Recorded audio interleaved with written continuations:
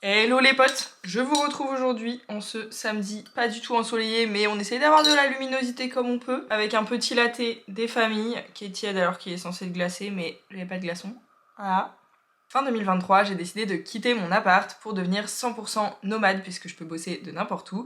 Et du coup, au printemps, j'ai testé 2 mois de co-living en Espagne, 1 mois à Dénia, pas très loin de Valence, Ibiza, tout ça, et 1 mois à Tenerife, du coup dans des grosses baraques avec plein de digital nomades. Ça s'est pas passé tout à fait comme je l'imaginais. Il y a eu des surprises, il y a eu des avantages, des inconvénients, donc j'avais envie de vous faire un retour d'expérience tout simplement nuancé. Évidemment, il y a eu des trucs très cool, des trucs un peu moins cool. Je vais vous partager tout ça dans cette vidéo. C'est parti! Attendez, je me remets à l'aise. Ah, je tourne. Donc je suis partie début mars à Dénia pour commencer, dans une maison où il y avait en théorie, je crois, 5 ou 6 chambres. Donc c'était censé être une coloc selon s'il y a 1 ou 2 personnes par chambre, mais en gros une coloc de entre 5 et 10 personnes. Je suis partie là-bas solo, enfin j'ai fait le trajet solo parce que je suis allée en car et tout, mais j'ai rejoint une pote là-bas et du coup elle est restée avec moi toute la durée dans cette maison. Donc on est resté en tout, je crois, 3 semaines et quelques.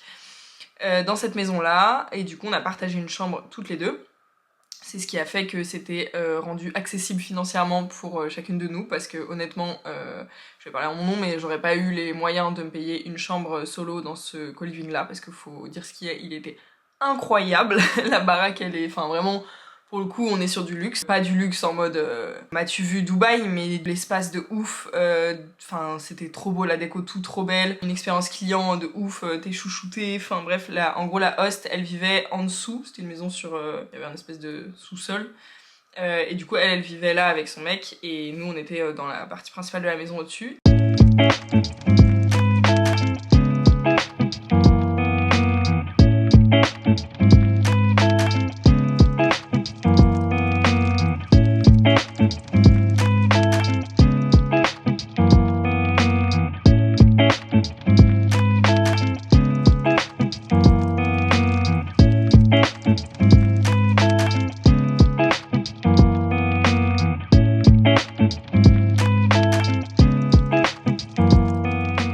Et donc au final, ce qui s'est passé, c'est que on a été quasiment que toutes les deux avec ma pote pendant les 3 semaines, parce que il y avait quasiment pas de résa sur le mois de mars, tout simplement. Donc en fait, on a passé la majorité des 3 semaines toutes les deux, plus avec la host avec qui on s'entendait trop bien, et donc avec qui on a fait des trucs et tout, c'était cool. Mais du coup, il y avait pas grand monde d'autres, et comme on était 2 entrepreneuses, on a passé beaucoup de temps à travailler. Mais ça, c'était très cool parce qu'on bossait dans un cadre de ouf, on était hyper inspirés, hyper productives, on mangeait plutôt sainement. Le week-end, on allait quand même visiter, etc. De temps en temps, on allait dans le centre manger un truc ou boire un verre, enfin bref. Franchement, on avait trouvé un rythme trop bien là-bas. Notre host, elle arrêtait pas de dire qu'on bossait trop, mais bon, nous on a kiffé, et niveau de temps, pour un mois de mars, ça allait quoi. On a eu la moitié où il faisait vraiment beau, la moitié où c'était pas ouf, mais ça allait quoi. Un mec qui est arrivé, je sais plus, la dernière semaine. Merde, je sonne.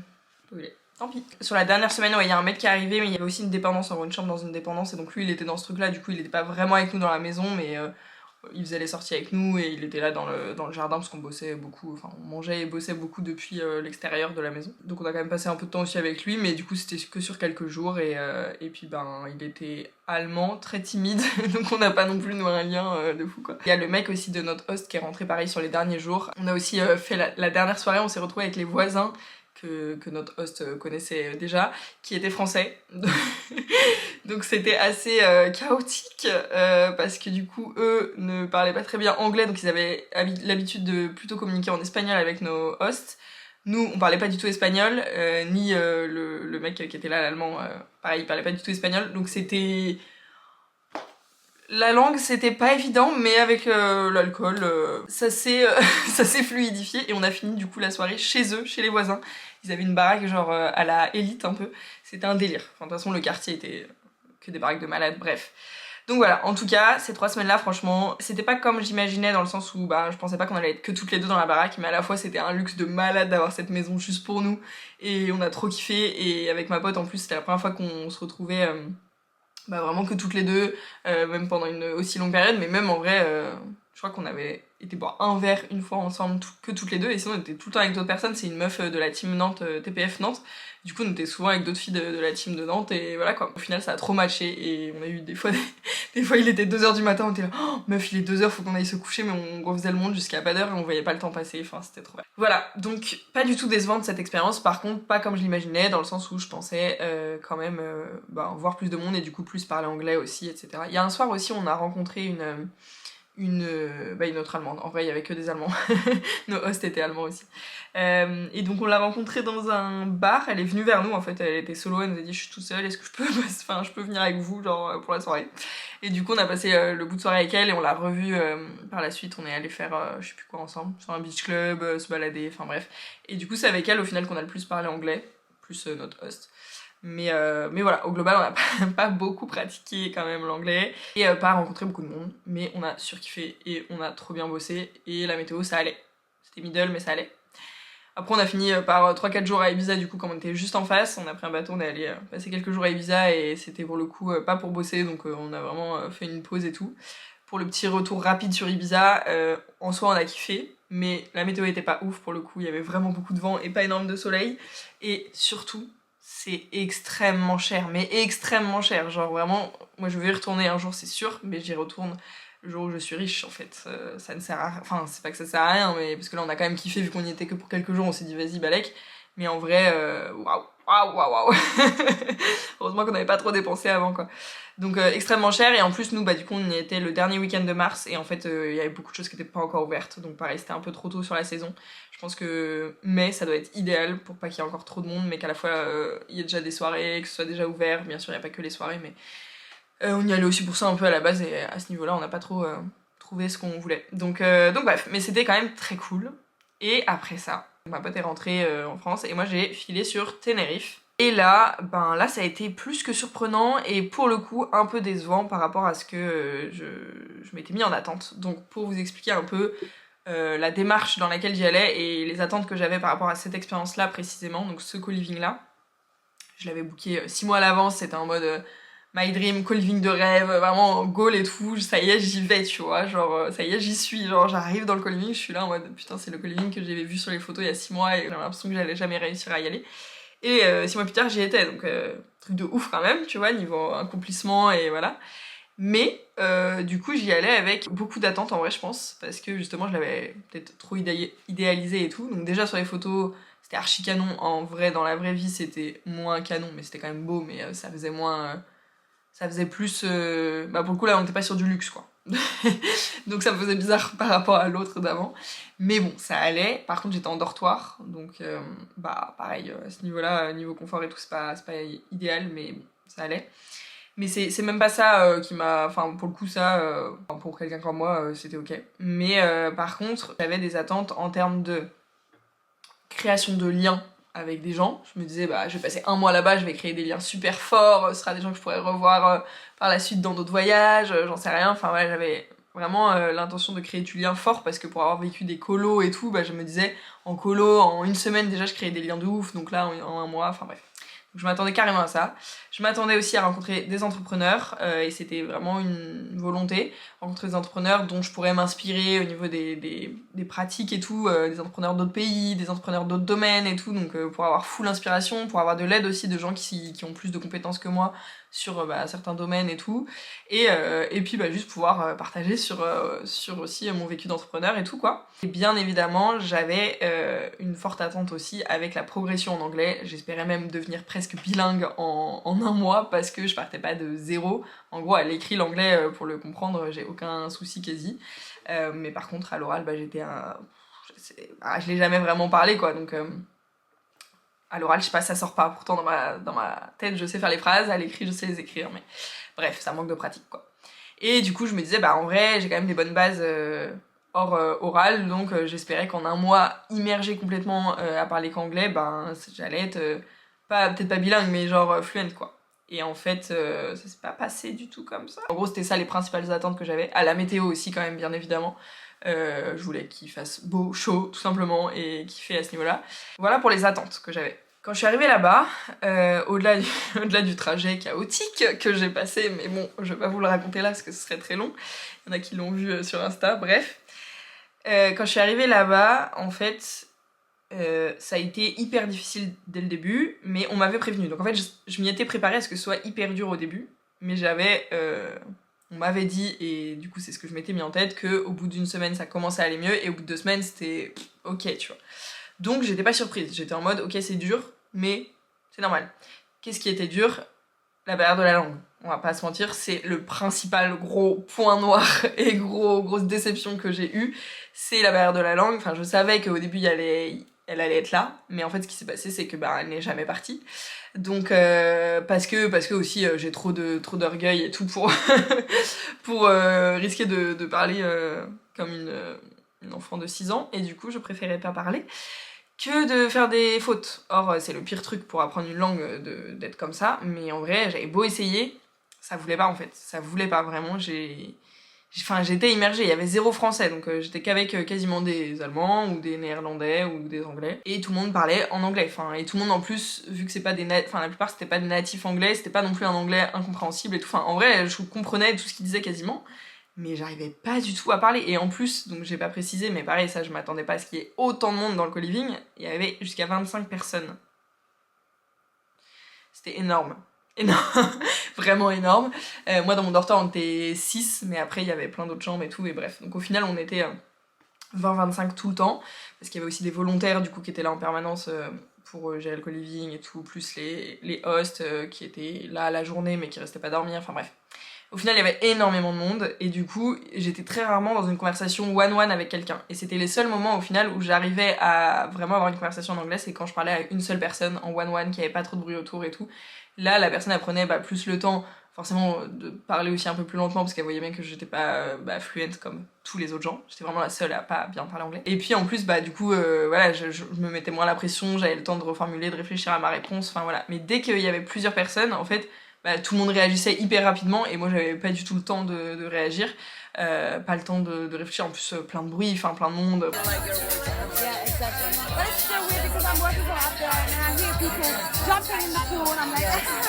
Donc bref, j'arrivais pas du tout à communiquer, oui, hein, les trucs de base de tous les jours, oui, en gros on avait tous les soirs le repas ensemble, donc je mangeais avec eux tous les soirs, je parlais tous les soirs avec eux, mais c'était des conversations vraiment Where is Brian is in the kitchen, quoi.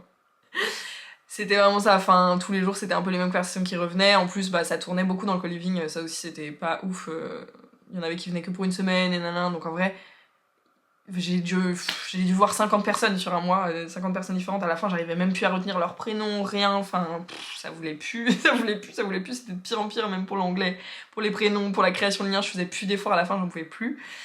Donc en fait, ça a été assez déceptif sur plein d'autres plans à cause de principalement cette barrière de la langue qui a fait que j'ai pas créé de lien du tout avec des gens, j'ai pas eu de conversation deep, j'ai pas du tout, voilà. Au contraire, en dehors de, tu vois, j'étais dans un dortoir, donc j'étais déjà avec des gens dans le dortoir, plus je mangeais tous les soirs avec eux, en dehors de ces moments-là, j'avais qu'une seule envie, c'était de pas être avec des gens, soit être solo, soit être avec des potes qui étaient sur Tenerife aussi, que je pouvais retrouver à certains moments. Mais j'avais envie de fuir en fait, sinon. Donc, du coup, j'ai pas du tout créé de lien, même si je me suis bien entendue avec tout le monde et tout, mais les gens étaient très sympas, hein, c'est pas le souci, mais bon, voilà. C'est parce que j'appelle créer du lien. En plus, dans le lot, il y avait pas d'entrepreneurs, il y avait à la limite des freelances, mais des freelances qui bossent pour 1-2 entreprises, c'est limite du salariat déguisé au final, voilà. Et la plupart, sinon, c'était des salariés, mais qui sont en remote en fait. En Allemagne, il y a énormément de remote. Et du coup, c'était principalement des salariés en remote. Et du coup, rien à voir. 0 entrepreneur, 0 création de lien. Je suis pas du tout ressortie bilingue, j'ai certainement progressé quand même, mais je suis pas du tout ressortie bilingue, loin de là. Et trop de monde, donc trop de... ça me... too much... ça me demandait trop d'énergie. Et après, par contre, météo incroyable, le logement était quand même incroyable, c'était pas du luxe, mais c'était ouf quand même l'endroit. Juste, ce qui était chiant, c'est que on était dans les hauteurs, et du coup, je devais marcher, je le faisais tous les jours, parce que c'était ma sortie quotidienne pour fuir, justement. Et puis pour avoir un peu d'activité physique, je descendais tous les jours dans le centre, mais c'était en tout 1h30 aller-retour, et le retour c'était en montée en plus, c'était hardcore. Mais ça c'était pas très pratique du coup, parce que j'étais vraiment bloquée dans la baraque, donc en fait, à part les moments où j'ai 2 potes, en gros, une qui habitait, c'était une abonnée de base, mais du coup que j'ai rencontrée là-bas, et qui habite là-bas vraiment, et une pote, une autre fille de la team TPF Nantes qui est venue à un moment pendant 10 jours. Et donc elles deux, elles avaient des voitures, donc sur les moments où je pouvais les voir, elles passaient me chercher à la maison et on pouvait bouger, mais sinon j'étais vraiment enfermée dans cette baraque. Ou alors j'allais à pied dans le centre de la petite ville la plus proche. Et sinon, je pouvais pas trop bouger quoi. Et ça c'était un peu chiant quand même. Mais en soi, j'ai pu visiter quand même pas mal de choses grâce au fait que les filles étaient là. Big up à Mallory et Lucie si vous passez par là. C'était vraiment plus par rapport aux gens et à l'anglais que j'ai été trop déçue de moi-même aussi au final de pas avoir réussi à lâcher prise en fait sur l'apprentissage de la langue, parce qu'en vrai si je m'étais lâché la grappe et que je m'étais forcée à parler, j'aurais sans doute progressé, mais j'ai pas réussi. Donc du coup ma conclusion de ça c'est que je le referai, mais dans un petit co-living où on est genre 5-6 max. Et comme ça, je peux être dans des conversations individuelles ou à 3 maximum, et il y a moins de bruit, et les gens font plus attention à me faire progresser aussi, enfin à m'aider aussi, parce que là, il y avait vraiment pas cette notion-là, personne m'aidait à mieux parler, personne me corrigeait, personne, tu sais, ils faisaient juste des têtes en mode dès que je disais un truc pas clair. Dans un autre type de co-living, on va dire un plus petit, je le referais. Mais là, tout de suite, tant que je maîtrise pas l'anglais, je ne repartirai pas du tout dans un co-living aussi gros.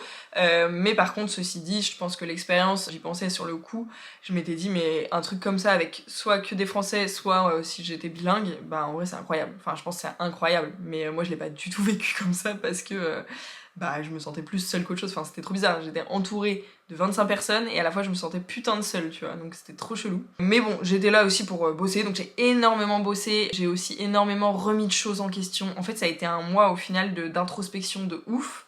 Remise en question, introspection, j'ai bossé, mais pas que sur TPF, j'ai bossé sur plein de projets que j'avais laissés de côté depuis longtemps et où je m'autorisais pas à... Je me disais non, focus TPF, et en fait là, il y a plein de projets où des fois j'ai bossé une journée entière sur un truc et après je l'ai laissé de côté, mais au moins j'ai tout fait sortir, tout ce qui avait besoin de sortir. Ça m'a fait quand même un bien fou à ce niveau-là. Et du coup, par contre, ça a été bénéfique sur le plan pro. Parce qu'en fait, même si pendant, du coup, j'étais pas dans l'action vraiment, j'étais plus dans le imaginer plein de trucs, enfin la créativité, la remise en question, nanana. Quelqu'un qui me regarde.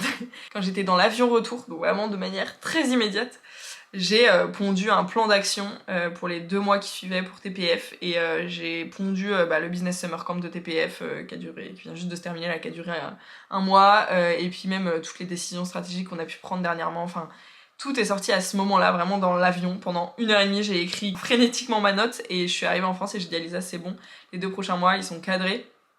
Et donc au final c'est comme si j'avais pris 1 mois de réflexion pour pondre cette putain de note dans mon tel en 1h30 après, et qui a tout changé par la suite quand je suis rentrée. Donc voilà, je pense que ça a été bénéfique pour moi personnellement et pour le pro, et ça m'a aussi, j'ai beaucoup appris sur moi et j'ai aussi resserré mes critères. Enfin maintenant je sais mieux ce qu'il me faut comme type de co-living, ce que j'attends aussi d'un voyage, ce que j'attends en termes de confort, enfin tout. Forcément c'était mes premières expériences en co-living, j'avais réservé les 2 à l'avance, donc je pouvais même pas adapter la deuxième par rapport à la première et tout, donc vraiment là j'ai vécu les 2 en mode vas-y c'est booké, on y va.